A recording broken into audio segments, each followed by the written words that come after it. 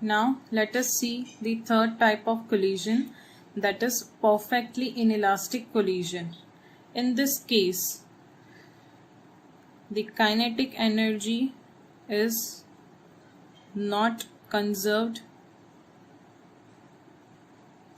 only linear momentum is conserved.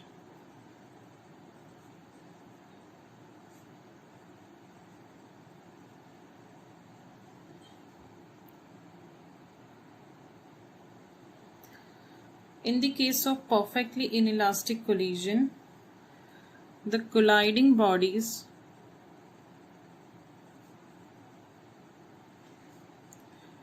after collision do not regain their original shape at all.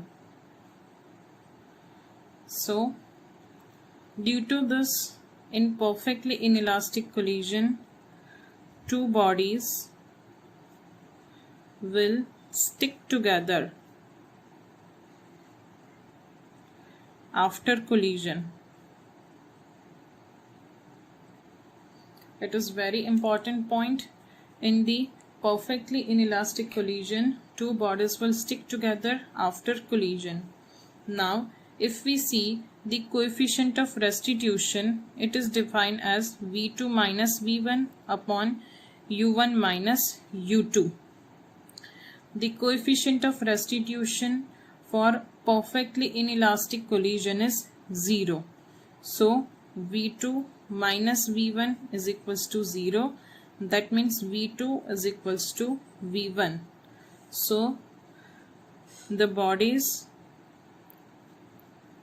will stick together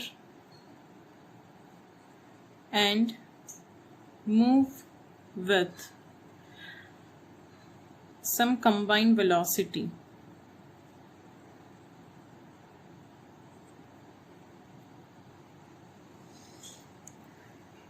In the example, a ball of mass capital M moving with speed v collides perfectly inelastically with another ball of mass small m at rest.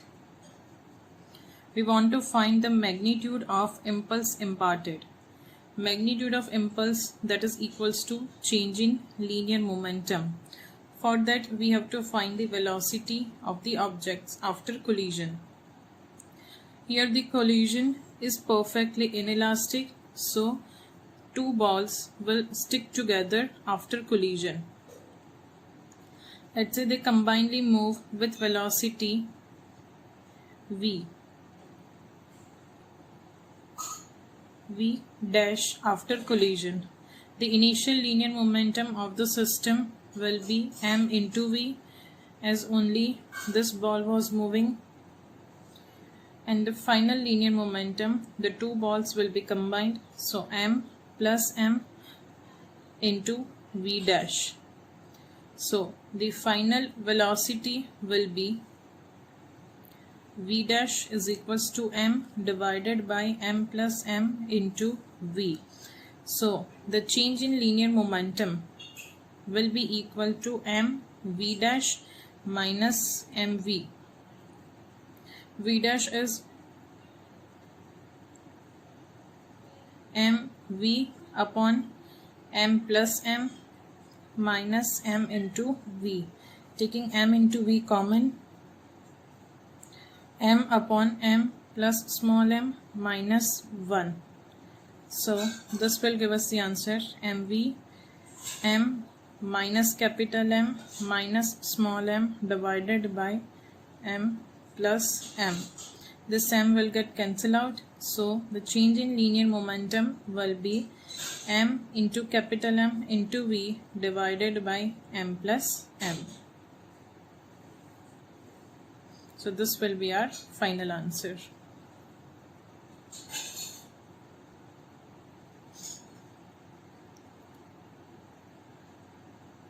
There is a wooden block of mass 990 gram. It is kept on a smooth surface and it is at rest. A bullet of mass 10 gram moving with constant velocity 200 meter per second hits the block and gets embedded in it. We want to find the combined velocity of the system. Here we can use the conservation of linear momentum. Initial linear momentum will be mass of bullet into initial velocity of bullet. Mass of bullet is 10 gram, so 10 divided by 1000 into velocity of bullet, that is 200. So initial linear momentum of the system will be 2 kg meter per second. The final linear momentum will also be 2 kg meter per second. Finally, the bullets and the wooden block gets combined, so the total mass will be 990 gram plus 10 gram, that will be equal to 1 kg. So final momentum will be equal to combined mass into combined velocity. It is given 2 and m total is 1 kg into v. So combined velocity will be 2 meter per second. Now let us understand the superelastic collision. The superelastic collision are the collision in which the final kinetic energy is greater than the initial kinetic energy. This kind of collisions are called superelastic collisions. This occurs, for example, when explosion between the two bodies occurs during the collision, blowing them apart with greater speed. So the explosion after collision. This is the example of superelastic collision. Now let us see some previous year examples. A body A of mass 4m moving with speed u collides with another body B of mass 2m which is at rest. The collision is head-on and elastic. After the collision, what fraction of energy lost by the colliding body A? We want to find the fraction of energy lost by colliding body A. The fraction of energy lost is delta Ke upon Ke. That will be equal to 4 m1 m2 upon m1 plus m2 whole square. 4 m1 is 4m, m2 is 2m divided by 4m plus 2m, 6m whole square, that is 36m square. So we will get answer delta K upon Ke will be equal to 8 by 9.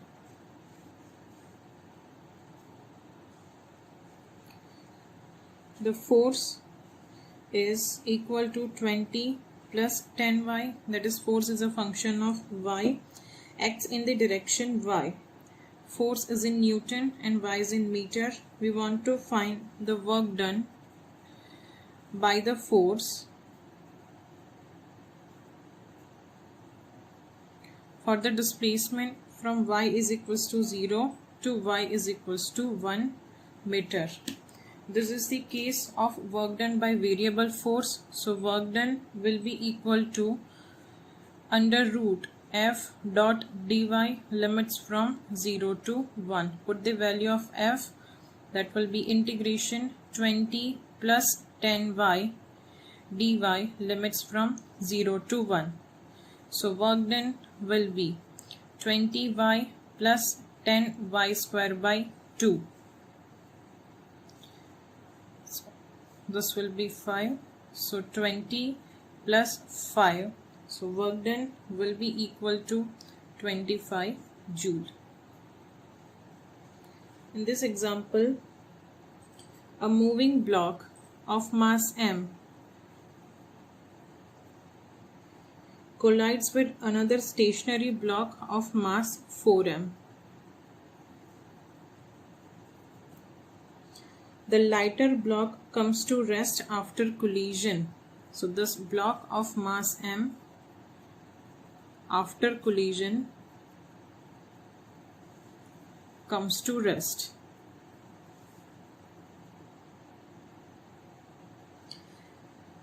When the initial velocity of the lighter block is v, it is moving initially with speed v, we want to find the coefficient of restitution. We will use conservation of linear momentum. So mv is equals to 4mv dash. Initially 4m was at rest and after collision m was at rest. So we can find v dash is equals to v by 4. Now coefficient of restitution is given by v by 4 divided by v, that will be equal to 1 by 4. So E is equals to 0.25. The next example, a spring of force constant K is cut into lengths of ratio L1 by L2 is L1 is to L2 is to L3 is equals to 1 is to 2 is to 3. Now they are connected in series.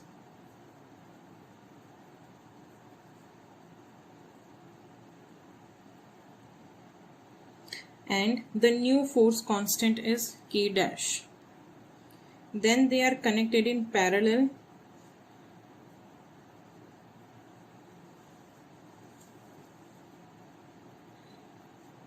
The force constant is K double dash. We want to find the ratio of K dash to K double dash.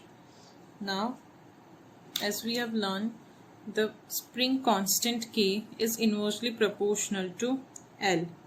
So, K1 will be equal to 6K, K2 will be equal to 3K and K3 will be equal to 2K. Now, when they are connected in series, the K equivalent is given by 1 by K dash is equals to 1 upon K1 plus 1 upon K2 plus 1 upon K3. Simplifying this, we will get K dash is equals to K. Now, when they are connected in parallel, the K equivalent is given by K1 plus K2 plus K3. That will be 6K plus 3K plus 2K. So K double dash will be equal to 11K. We want to find the ratio K dash by K double dash. So K dash divided by K double dash will be equal to 1 upon 11. So this will be our final answer. In this example, two blocks A and B of mass 3m and m respectively are connected by a massless and inextensible string. The whole system is suspended by a massless spring as shown. We want to find the magnitude of acceleration of A and B immediately after the string is cut. Now, when the string is cut, let us draw the free body diagrams of the blocks.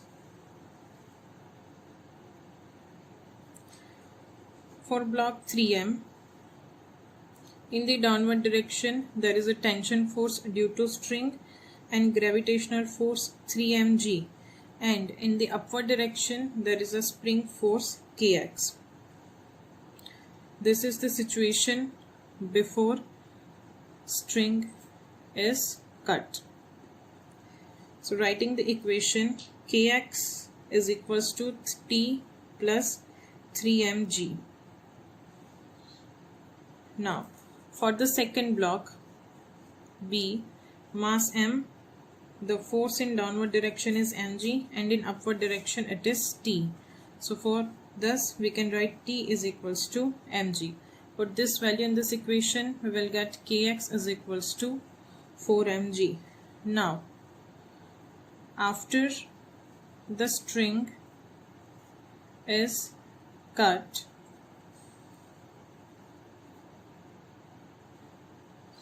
let us again draw the free body diagrams. There is block 3m, force in upward direction, that is kx, spring force, and force in downward direction is only now 3mg. The tension force is absent.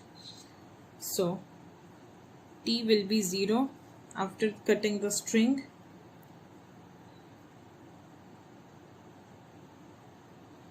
And for block M, the force in downward direction is mg and it is moving downward with acceleration is equals to g. So A will be equal to kx minus 3mg divided by 3m. This block will move upward immediately with same acceleration.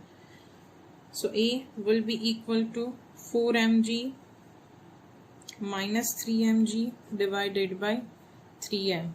So acceleration of block 3m will be equal to g by 3 and acceleration of block m will be equal to g